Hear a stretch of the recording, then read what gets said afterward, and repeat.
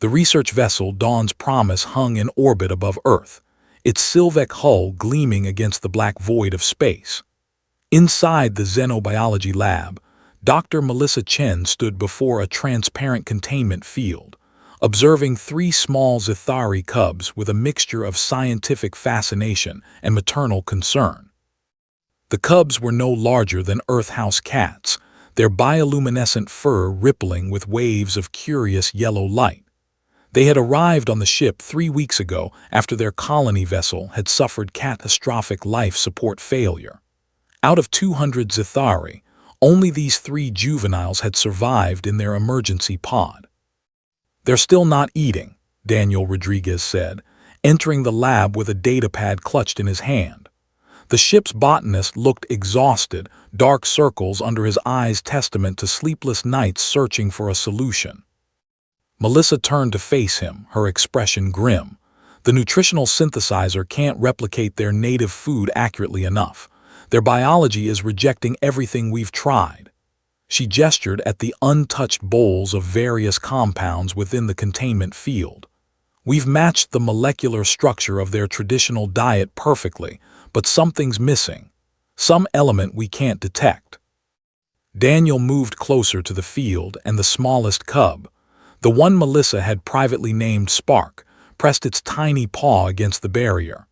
The gesture was heartbreakingly universal, a plea for help that transcended species. "How long do they have?" Daniel asked quietly. 72 hours, maybe less. Their metabolisms are slowing down. They're entering the early stages of starvation hibernation, but at their age and size, they won't survive it. Daniel stared at the cubs, his jaw clenched with frustration. He had joined the deep space exploration program to discover new worlds, new life. Not to watch innocent beings die because humanity's technology, for all its sophistication, couldn't solve a simple problem: feeding 3 hungry children. "There has to be something," he muttered. "Wait, Melissa, what if we're overthinking this? What if the answer isn't in advanced synthesis but in something simpler?" Melissa raised an eyebrow. "I'm listening." Their home planet, Zithar Prime, according to the survey data, has a high-starch ecology, root vegetables, tubers. The molecular scans show their traditional food was basically mashed tubers with mineral additives. He pulled up data on his pad. What if their digestive systems need real biological matter, not synthesized replicas? Living cells, enzymes, the complex organic matrix that exists in actual plants. Melissa's eyes widened. "You're suggesting we feed them earth vegetables?" "Why not? We have the hydroponics bay. It's a long shot, but what if something as simple as," he scrolled through his inventory, "a potato might work?" The idea seemed absurd. Humanity had mastered faster-than-light travel, quantum computing, and artificial gravity.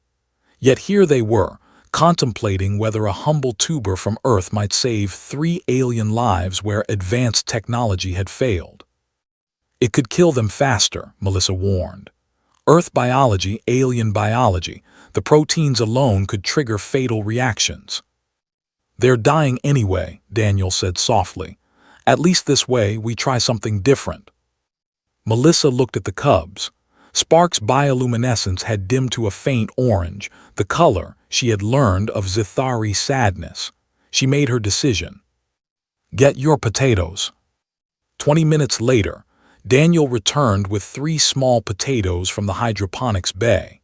He had boiled them, mashed them plain with nothing added, and mixed in a trace mineral supplement that approximated the compounds found in Zithari tubers.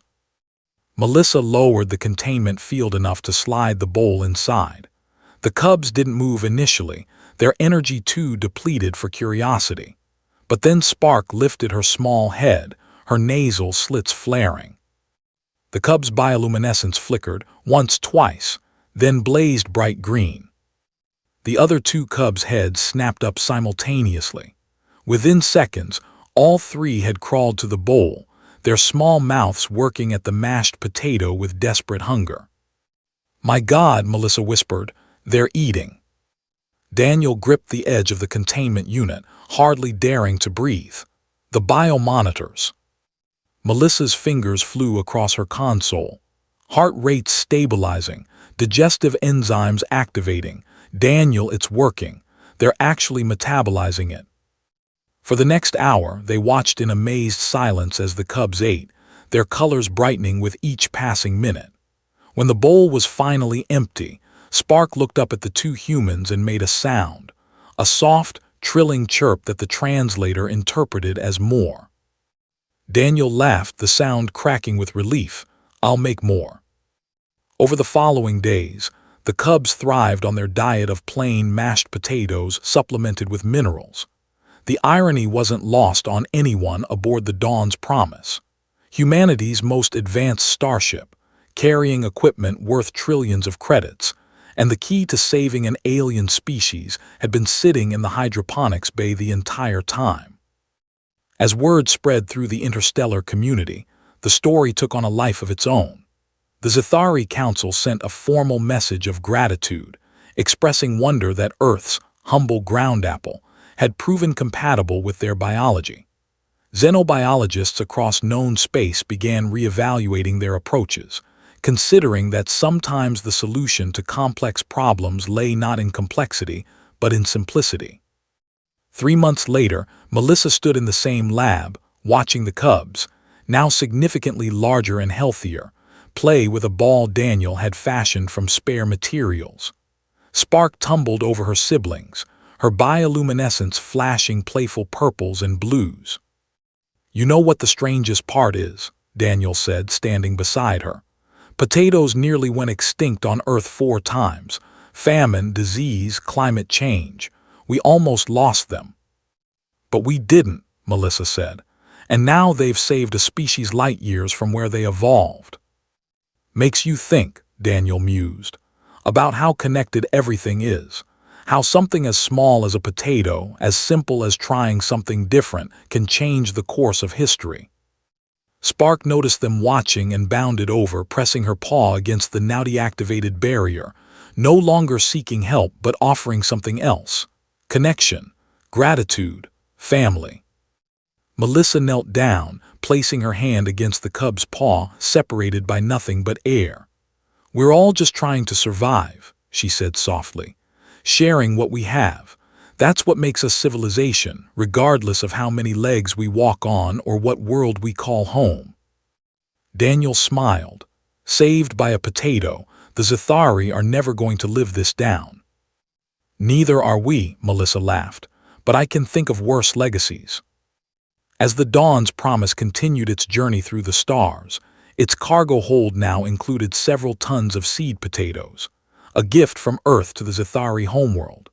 And in the xenobiology lab, 3 small aliens grew stronger each day, sustained by the humblest of vegetables and the simple human conviction that every life, no matter how small or strange, was worth saving.